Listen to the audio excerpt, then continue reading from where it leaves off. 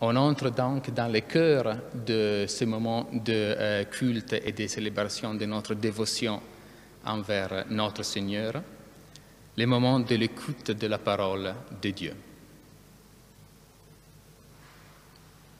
Recueillons-nous en prière.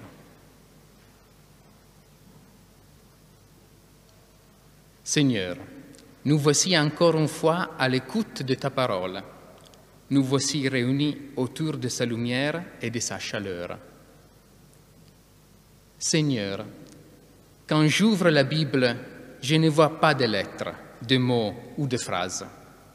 Quand j'ouvre la Bible, chaque verset est pour moi une étoile qui brille du haut, petite et puissante. Et tous les livres des Écritures sont pour moi des ensembles d'étoiles, des constellations, toutes réunies à constituer un firmament splendide, vaste et profond. Et mon cœur se meut et s'agenouille face à cette immensité étoilée au-dessus de moi. Seigneur, quand j'ouvre les Écritures, je ne suis pas à mon bureau ou au pupitre. Je suis sur un petit navire au milieu de la mer. Il fait nuit et je ne vois aucune terre à l'horizon. Mais au-dessus de moi, voilà ce firmament, cette voûte d'étoiles et de constellations. Je lève donc mes yeux au ciel et je laisse les étoiles de ta parole me conduire et m'aider à découvrir la bonne route. Merci Seigneur de ne pas laisser nous perdre, de guider nos navires par la lumière douce et profonde des Saintes Écritures. Amen. La première lecture d'aujourd'hui est tirée du livre de Job. Job prit la parole et dit « Vraiment, la vie de l'homme sur la terre est une corvée. Il fait des journées de manœuvres, comme l'esclave qui désire un peu d'ombre, comme le manœuvre qui atteint sa paye.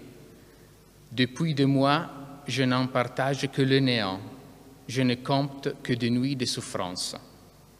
À peine couché, je me dis, quand pourrai-je me lever? Le soir n'en finit pas. Je suis envahi de cauchemars jusqu'à l'aube.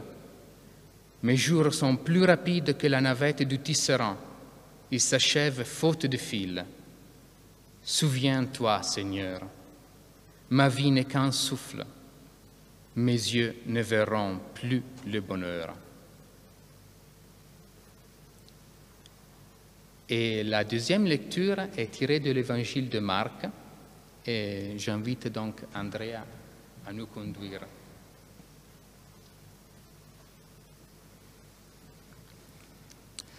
En ce temps-là, aussitôt sortis de la synagogue de Capharnaüm, Jésus et ses disciples allèrent, avec Jacques et Jean, dans la maison de Simon et d'André. Or, la belle-mère de Simon était au lit, elle avait de la fièvre. Aussitôt, on parla à Jésus de la malade. Jésus s'approcha, la saisit par la main et la fit lever. La fièvre la quitta et elle les servit. Le soir venu, après le coucher du soleil, on lui amenait tous ceux qui étaient atteints d'un mal ou possédés par des démons. La ville entière se pressait à la porte. Il guérit beaucoup de gens atteints de toutes sortes de maladies et il expulsa beaucoup de démons. Il empêchait les démons de parler parce qu'ils savaient, eux, qui il était. Le lendemain, Jésus se leva, bien avant l'aube. Il sortit et se rendit dans un endroit désert, et là, il priait. Simon et ceux qui étaient avec lui partirent à sa recherche. Ils le trouvent et disent « Tout le monde te cherche ». Jésus leur dit « Allons ailleurs, dans les villages voisins, afin que là aussi je proclame l'Évangile, car c'est pour cela que je suis sorti. » Et il parcourut toute la Galilée, proclamant l'Évangile dans leur synagogue et expulsant les démons. Que le Seigneur bénisse la lecture de sa parole. Recueillons-nous maintenant dans un moment de réflexion autour de ces lectures.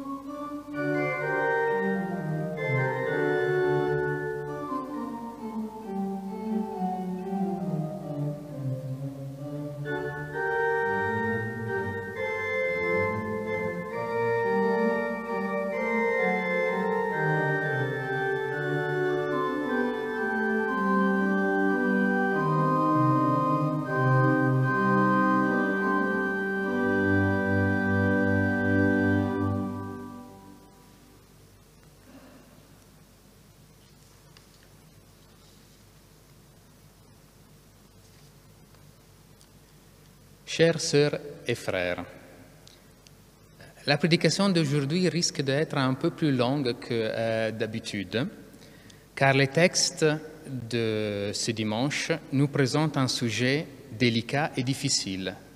Et ce sujet est la maladie, la souffrance, la douleur. Nous tous avons été ou sommes sujets à la maladie et à la douleur. Cela est une partie inévitable de la condition humaine. En plus, chacun de nous vit la maladie et la souffrance à sa manière. Ma manière de vivre la souffrance n'est pas celle de mon voisin. En bref, les textes nous présentent un sujet difficile et délicat, car il touche de manière profonde nos vies. On pourrait se demander pourquoi en parler donc. Pourquoi ne pas aborder les textes d'une manière plus simple et moins impliquante? Je pense cependant qu'une des qualités du texte biblique est de toucher justement les cordes les plus profonds et les plus intimes de nos existences et de nos vies. Dieu connaît nos cœurs et sa parole sait toucher dans notre intime. Ce sera donc plutôt couard que d'aplanir les aspects les plus touchants et percutants de notre relation avec l'Écriture. Donc, on y va. D'ailleurs, je clarifie, et ça c'est très important, que c'est une banalité, mais c'est bien de le clarifier, que je ne suis ni un médecin ni un thérapeute. Donc, ma tâche n'est pas de donner des conseils sur comment guérir ou faire face à la souffrance.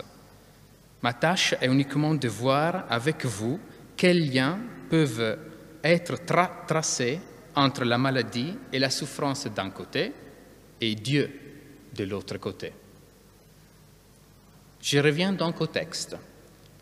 Il me semble que le texte présente 3 types de souffrance: la souffrance physique, la souffrance psychique et la souffrance spirituelle. La douleur physique est celle qui est plus aisément reconnaissable dans les textes. C'est la fièvre de la belle-mère de Simon, et ce sont les malades que Jésus guérit. Or, Marc parle aussi de possession démoniaque. La première de ces possessions est présentée quelques versets un peu avant le verset qu'on vient d'écouter. Il s'agit d'un homme dans une synagogue le jour du sabbat qui abrite un esprit mauvais qui le fait parler et agir hors de sa volonté, comme une marionnette. On peut voir ici l'image d'une scission, d'un clivage à l'intérieur de l'âme, donc à l'intérieur de la psyché de l'homme.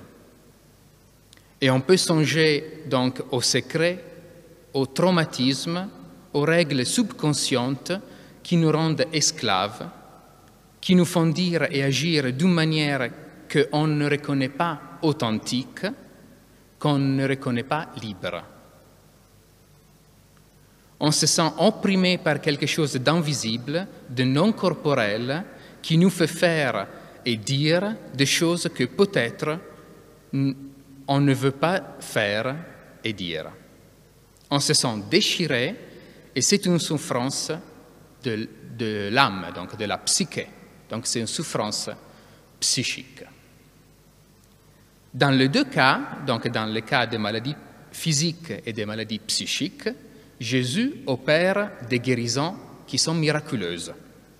Il lui suffit de toucher la belle-mère pour la guérir, et il lui suffit de parler aux gens possédés par les démons et de leur dire « tais-toi et sors de cet homme » pour les libérer. Aujourd'hui, il est de plus en plus source de sourcillement que de parler de guérison miraculeuse. La croyance en guérison miraculeuse est parfois interprétée comme une forme de superstition, car il est facile de faire l'équation suivante.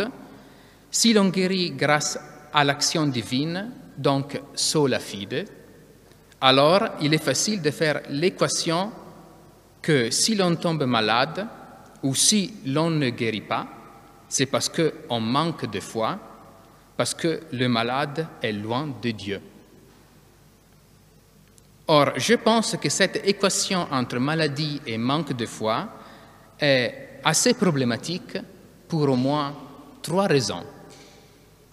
La première raison est qu'on se permet un jugement en matière de foi, tandis que seulement Dieu est censé avoir le pouvoir et l'autorité pour juger sur les choses divines.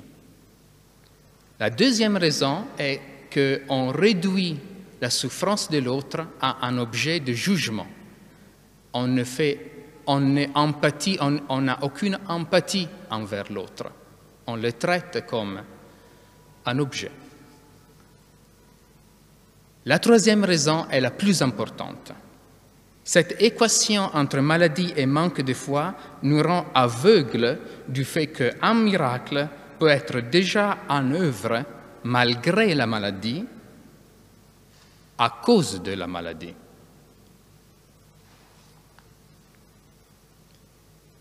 Mon beau-frère s'appelle Paul, comme l'apôtre. Il a 49 ans et il a les capacités cognitives d'un enfant de 3 ans. Épileptique dès tout petit, une soirée d'il y a 46 ans, il a eu une crise plus forte que les autres qui a empêché le sang d'irrorer le cerveau pour assez de temps pour rendre impossible tout développement cérébral ultérieur. Invalide mental au 100%, il ne peut jamais être laissé seul. Il a besoin toujours d'aide pour se laver, s'habiller, manger et surtout être soigné après chaque crise épileptique qui le frappe encore aujourd'hui, d'1 à 2 fois par semaine. Paolo habite depuis toujours avec ses parents, avec mes beaux-parents. Dans les années 70 et 80, mes beaux-parents ont essayé toute thérapie possible sans succès.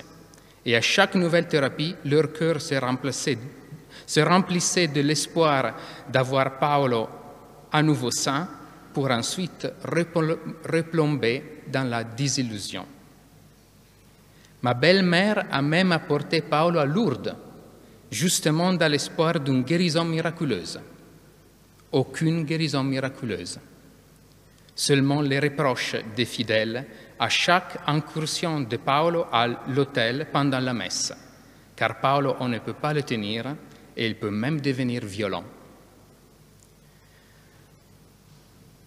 Mais une guérison est loin d'être le seul miracle. Ceux qui reprochent le manque de guérison ou même la présence de la maladie, on se rappelle en fait que depuis l'Antiquité, l'épilepsie est considérée comme une sorte de possession démoniaque. Donc ceux qui reprochent le manque de guérison ou même la présence de maladie à cause d'une faiblesse de la foi sont complètement aveugles d'un miracle qui est vraiment à l'œuvre dans le cas de Paolo. Ce miracle est le lien d'amour et de dévotion qui lie mes beaux-parents et Paolo. Mes beaux-parents ont décidé de dédier toute leur vie et leur liberté au nom de l'amour pour Paolo. Le miracle est la force d'accueillir la maladie, d'embrasser le fils malade et d'avoir le cœur rempli de joie à chaque sourire de Paolo. Dans le sourire de Paolo, mes beaux-parents ont la confirmation que leur vie fait sens. Elle est la vie définie en grande partie par le courage de ne pas cacher la maladie à soi-même et aux yeux de bien-pensants. Voilà donc le miracle, voilà donc l'action secrète de Dieu, même dans la maladie. C'est la force d'un amour qui demande immensément, un amour fatigué de nuit sans sommeil, un amour qui souffre à chaque chute de Paolo, un amour qui, dans sa dignité et dans sa puissance, fait dire à mes beaux-parents que leur vie vaut la peine d'être vécue à chaque chute, à chaque nuit, à chaque sourire.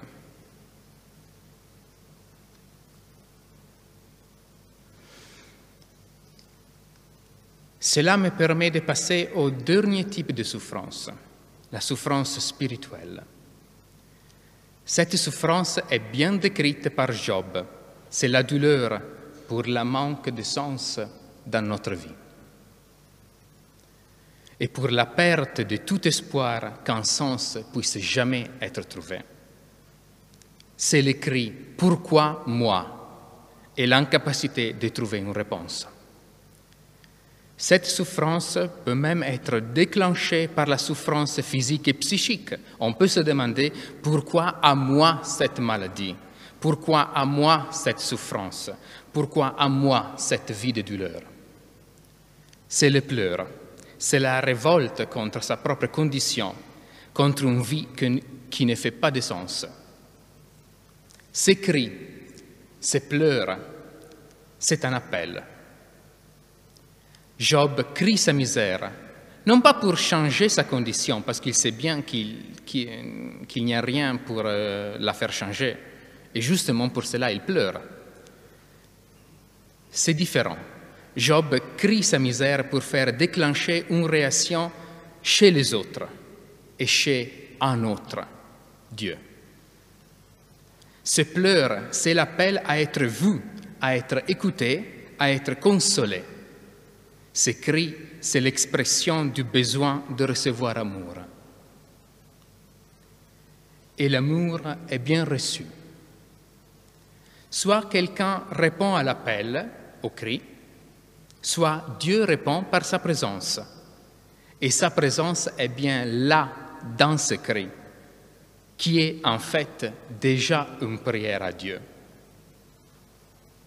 Par cette réponse, par cette présence de Dieu, ce qui était incompréhensible devient compréhensible. Non pas parce que la situation change, mais parce que le cri a eu une réponse d'amour. Il a été la cause pour l'expression de l'amour. Voilà le miracle que Dieu opère dans la souffrance spirituelle, transformer ce qui est insensé en quelque chose de sensé, sensé en tant qu'objet d'amour. La vie est sensée, même dans la détresse, car elle pleure d'amour et donc elle est objet d'amour. Mais parfois, l'amour de Dieu n'est pas du tout suffisant. Parfois, on a du mal à entendre la présence de l'amour de Dieu. Parfois, on a besoin aussi, surtout, de l'amour des autres êtres humains. Il est donc la tâche des femmes et des hommes qui croient en Dieu et qui savent du besoin d'amour de la part de l'autre, de se faire moyen pour se faire porteur de la présence amoureuse de Dieu. Et voilà donc un autre miracle de Dieu, donner la force et la sensibilité à ses fils d'écouter l'appel des autres, de donner, le miracle c'est de donner l'énergie de prendre dans sa main la main que l'autre nous tend. Naturellement, cette énergie n'est pas du tout infinie.